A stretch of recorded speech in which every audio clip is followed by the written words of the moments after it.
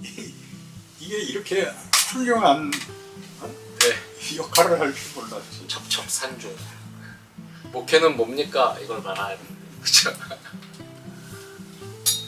막막하다 하고 풍성하다 하고 다 같이 있는 것 같아요. 그런 말을 할 수 있는 게 얼마나 굉장하냐면 풍성하다 막막하다는 굉장히 네. 다른 산이야. 네. 근데 이제 그 산이 이렇게 겹쳐 있는 걸 알게 돼. 네. 네. 그 여튼 그 풍성하려면 조금 이렇게 놀람도 있어야 되고 생경함도 있어야 되고 그런데 일단 그런 것들이 다 두려움이니까. 그 두려움의 근거는 내가 다 책임을 져야 돼서. 약간 목회는 좀 그런 아버지 같은 느낌이 좀 있는 거잖아요. 그러니까 그걸 넘어서 아버지가 생각을 해봐. 아버지가 좋았던 아버지가 있어? 없잖아. 근데 뭘 아버지 같이 한다 그래. 그 아버지 같이 해. 성질대로. 그 밑에서 크는 거야. 예. 그 밑에서 훌륭한 아들이 돼. 네. 그럴 작정입니다.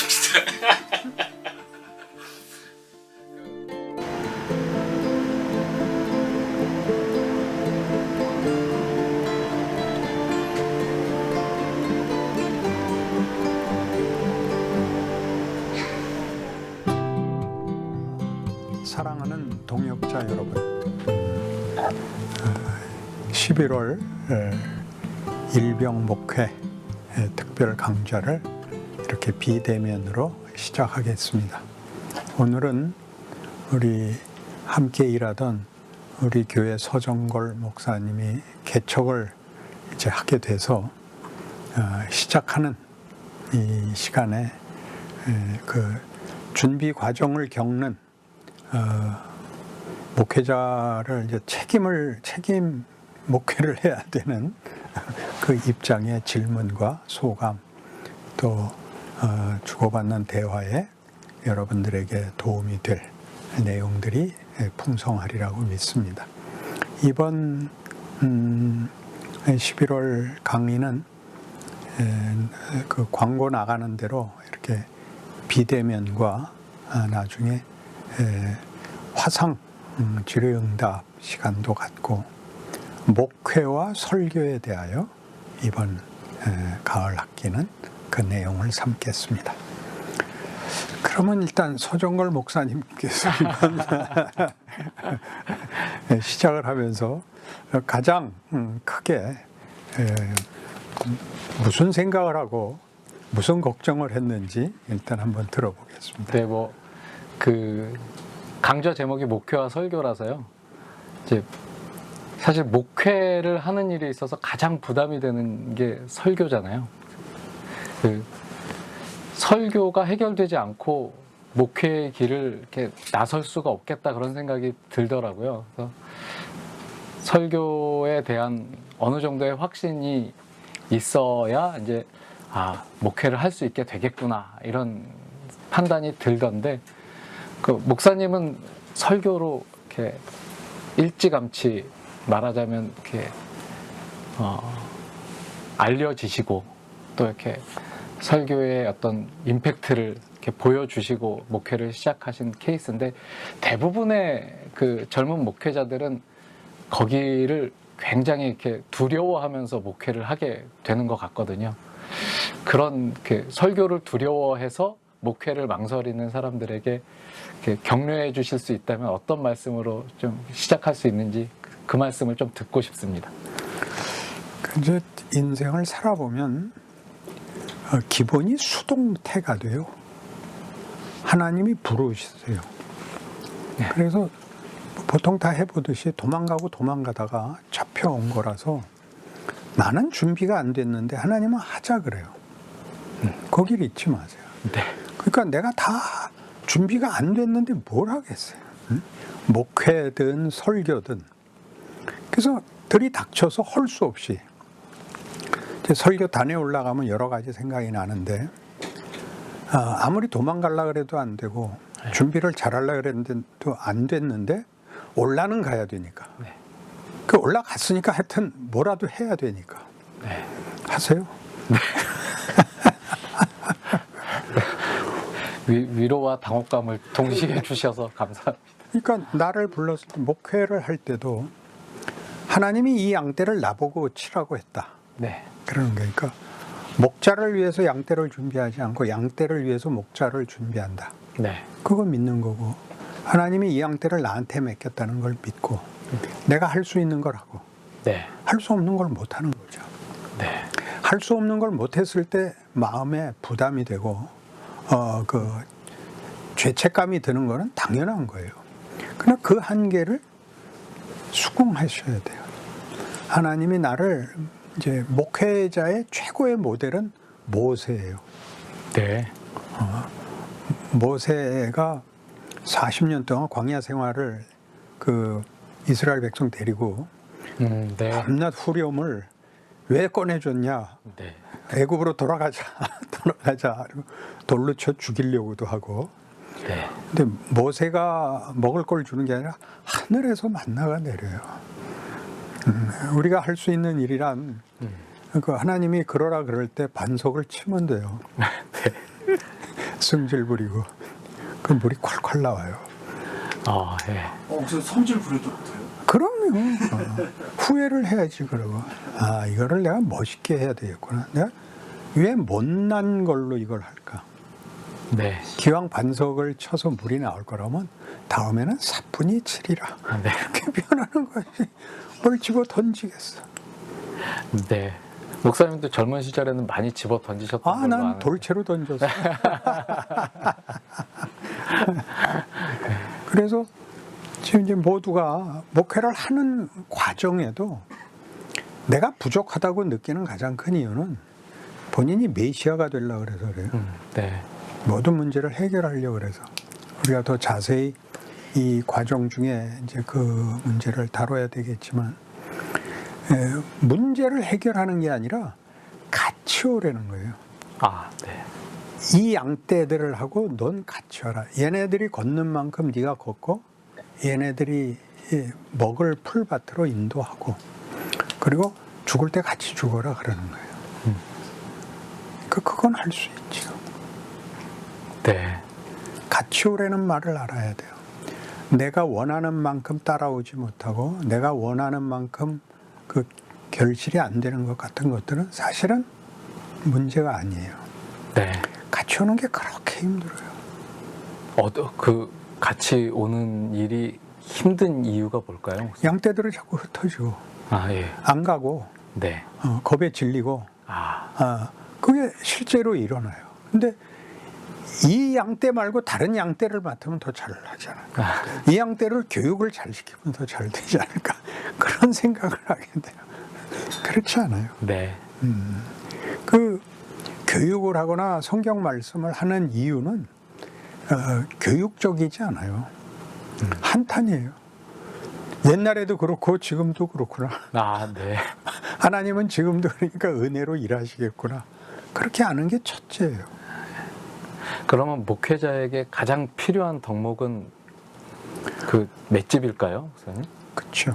맷집이고 하나님이 나를 부르셨고 일하고 있다는 증거를 내가 목사로 부름을 받음으로써 알고 네. 내 설교를 듣고 내 교회 나를 목사님이라고 부르는 영혼들이 있다는 사실에서 확인을 하죠. 네. 그러니까 우리가 책임의식을 가지고 최선을 다하는 것은 우리가 해야 할 마땅한 반응이지만 그것이 조건이 되지도 그것이 무슨 기술이 되지도 않아요. 네. 잘했더니 잘 됐다 이렇게 말하는 건 바보 같은 얘기예요. 우리는 최선을 다했고 결과는 하나님 손에 있어요. 그걸로 우리가 아는 결과를 줄지 우리가 원치 않는 결과를 줄지는 하나님이 하시고 둘 다 똑같은 거래요. 네. 잘된 것에도 부작용이 있어서 이렇게 하면 되는데 너 왜 안 해? 이 말 실컷 하고 있고 못하면 그 고난은 당연한 거야. 목숨까지 바쳐야지 라고 얘기하지만 힘들어서 모두가 내가 잘못했나 보다라는 자책감이 드는 것도 당연하죠. 네. 그러니까 잘하고 겸손하기 힘들고 어렵고 자폭 안 하기 힘들고. 그 둘이 다 하나님이 나를 부르셨고 내 실력 아시니 하나님 난 배짱입니다. 그렇게 가야죠. 그 배짱이라는 이름으로 본인의 최선을 다하지 않는 것은 잘못이에요. 네. 그러나 최선이라는 말은 결국 우리가 전지전능한 건 아니라는 뜻이에요. 이거 다 혼동을 해요. 내가 최선을 다했으면 전지전능한 것 같이 응답을 받는다고 생각을 해요. 네. 최선을 다하고 고민하고 의심하고 네. 비명 지르고 그걸 안고 살아야죠. 늘 모호한 답을 주시는데. 그럼요. 네. 너무 커서 네. 풍성한 거하고 황당한 거하고 같다고 아까 시작에 그랬죠. 묘하게 위로가 되는데 모호한. 그 모호한 길을 가는 걸 믿음이라 그래요. 네. 믿음이란 그걸 겪어내는 어떤 심리 상태나 실력이 아니라 이런 것이 모두 다 하나님의 그 보호와 약속 안에 있다 하고 믿는 거죠. 그게 믿음이죠. 네. 그러니까 예를 들면 욥기에서 욥이 당하는 모든 것은 하나님의 허락 속에 있고 거기서 가장 놀라운 게 죽이지 못한다. 네. 네. 그러니까 죽는 것도 허락이 있어야 죽는 데니까 그 속에서 온갖 일을 다 당하잖아요. 그리고 그게 성경에 있는 어떤 인물보다도 더 큰 걸 만들어내요. 다른 세계를 여니까 아주 중요하죠. 그러니까 믿음을 가진다는 것이 가장 근본적인 거고 가장 큰 거예요. 거기에는 욥의 비명, 욥의 반항 같은 것이 허락이 돼요. 내가 최선을 다했는데 왜 응답하시지 않습니까? 하나님이 좀 더 가보자. 그렇죠? 네. 아버지요, 이 잔을 내게서 비켜주옵소서 하고 똑같잖아. 네. 더 가자. 아유, 그건 못합니다. 가보자. 네. 우리 목회자가 돼서 이제 배우는 아주 중요한 경험은 뭐냐면 내가 이거 안 하고 다른 거 했으면 이거보단 낫지 않았을까라는 이제 생각을 네. 당연히 하고 네. 근데 다른 걸 할 게 없어요. 그나마 이게 나한테는 여기밖에 없는 거야. 네. 몰려서 선택의 여지가 없어요. 그 내가 성질 부리면 내가 치워야 돼. 네. 네. 그 우아한 세계에서 그 네. 영화에서 송강호가 그 부인하고 애들 캐나다 이민 가고 물놀이하고 노는 그 테이프 받아서 혼자 라면 먹으면서 텔레비 보면서 이 가족하고 한번 웃을 수 없다는 것 때문에 승질을 해서 그 라면 던지잖아. 그 다음 장면이 최고잖아. 가서 치우지. 지가 안 치우면 어떡할 거야. 네. 이 상황을 너무 말하자면 그 드라마틱하게, 센치멘탈하게, 뭐 무슨 판타스틱하게 이렇게 자꾸 덧칠을 해놔서 네. 목회자들 전부가 자기가 사는 그 지금의 조건, 현실이 하나님의 최상의 지혜고 권능이라는 사실에 직면하는 걸 방해를 해요. 네. 자꾸 다른 데를 기웃거려가지고 저 사람은 안 그런데 왜 나는 이럴까? 그 사람도 그래. 나는 네. 사람들이 나한테 제일 많이 하는 질문이 어쩌다가 내가 목회 힘들다 그러면 아니 목사님 같이 훌륭한 분이 왜 힘드세요? 그랬다. 이런 바보들이 있나. 네. 훌륭하면 만사형통이 되는 거야. 훌륭한 건 이걸 견디는 거지. 네. 견디는 거지. 해결을 하는 게 아니라. 그리고 이제 교회를 막 시작하고 또는 시작한 교회를 계속 하고 있는 모든 분들이 우리는 왜 이거밖에 안 될까? 예. 라는 거는 늘 최선의 마음을 가져서 생기는 거예요. 네. 이거보다 잘해야 된다. 네. 네. 그건 좋은 거예요. 이거보다 잘해야 된다와 여기까지밖에 오늘 걸을 수 없다는 분명히 구별이 돼야 돼. 네. 그 자책의 마음으로 돌아가지 말고 오늘 수고는 오늘 다 했다. 내일 일은 내일 내가 다시 하겠다. 그러고 잠자리에 들어야 돼요. 그게 인내예요. 그리고 딱히 뭘 어떻게 해야 될지를 모르겠는 상황을 만나는 게 이제 제일 두려운 일이기도 하고, 그리고 제일 막막해서 사실 그 부분이 이제 좀 어려운 것 같거든요. 다 알면 어떻게? 다 알면 그게 뭐야 그게? 다 알면 선택도 없고 네, 책임도 없고. 그 우리 제랄드 스위처의 하나님의 뜻, 네, 네, 그 얘기, 그 책에 대해서 내가 이렇게 결론을 내줬어요. 하나님의 뜻을 구하는 이유는 책임을 하나님께 밀려고 네. 그러는 거예요. 하라는 대로 했는데 왜 이렇게 됐어요? 그렇잖아. 네, 그러니까 이게 뭐하고 막막하다는 거는 열려 있다는 거예요. 네, 열려 있다는 건 뭐예요? 규칙은 뭐냐면, 규칙이나 원칙은 경기장 표시야. 네, 축구장에 거는 금이야.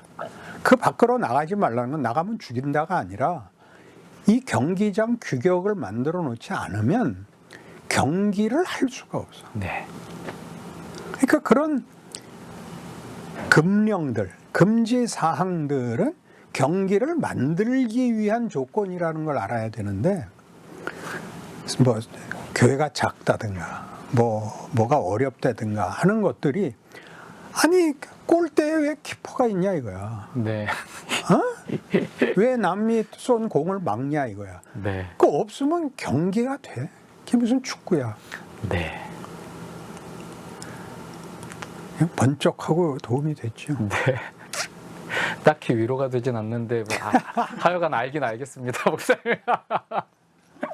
그리고 그런 어떤 제한 같은, 이제 가장 대표적인 게 네트인데, 네, 네, 테니스나 이제 배드민턴이나 네트에 자꾸 걸리잖아. 그게 있어서 경기가 예술이 되죠. 네, 그거 거기 안 걸리고 아웃도 못 시키면 안 되고, 그 사이에 넣어서 상대방에서 포인트를 뺏어야 되잖아. 네, 그건 다만 승부가 아니라고, 나중에 예술이 된다고. 그러니까 우리가 가지는 조건들, 소위 말하는 뭐 작은 교회, 약한 교회, 뭐 교인들이 뭐 수준이 높으니 낮으니 하는 것들은 다 네트가 높으니 낮으니 하는 얘기에 불과하고, 네, 뭐 그 테니스로 얘기하면 클레이 코트냐 하드 코트냐의 차이지 경기하는 데는 전혀 더 나은 데도 못한 데도 없어요. 네. 지금은 이렇게 시작을 하면 이제 줄을 긋는 거야. 아, 네, 네, 아, 네. 이게 그 테니스 코트나 뭐 이런 거 줄 긋었죠. 네, 축구가 네. 아니라 그 글 때 어떤 마음이 들어? 싱싱한 기대가 있잖아. 예. 이제부터 경기할 사람들이 모여서 이제 피 터지게 그런 마음으로, 비가 오지 않아야 될 텐데 네. 이러면서.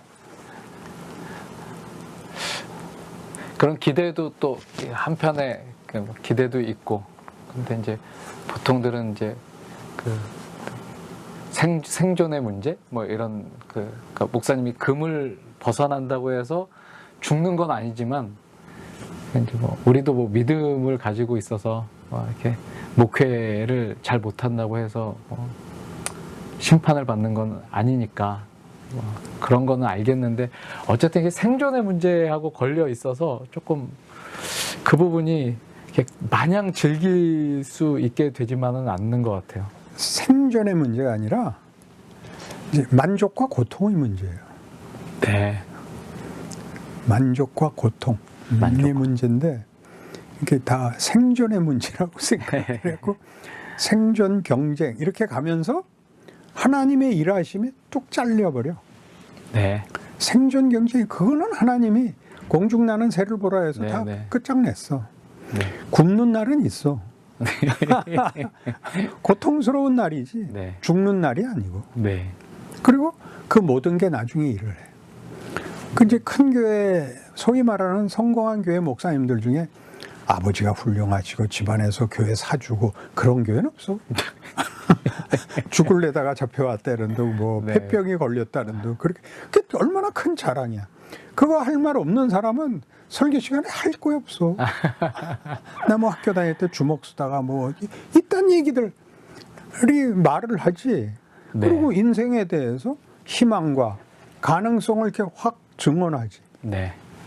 나는 이렇게 저렇게 잘 이렇게 돼서 여기 왔기 때문에 뭐 정부에서 다 도와주고 공로훈장 주고 그러면 그 딱 닫혔지. 자기 하나만 특별하지. 네. 하나님을 확 열어놔서 모든 경우, 모든 조건, 모든 사람, 모든 시대 하나님은 성실하시고 자비롭고 긍휼하시고 복을 주기를 원하시는 하나님이다. 네가 증언해라. 아멘.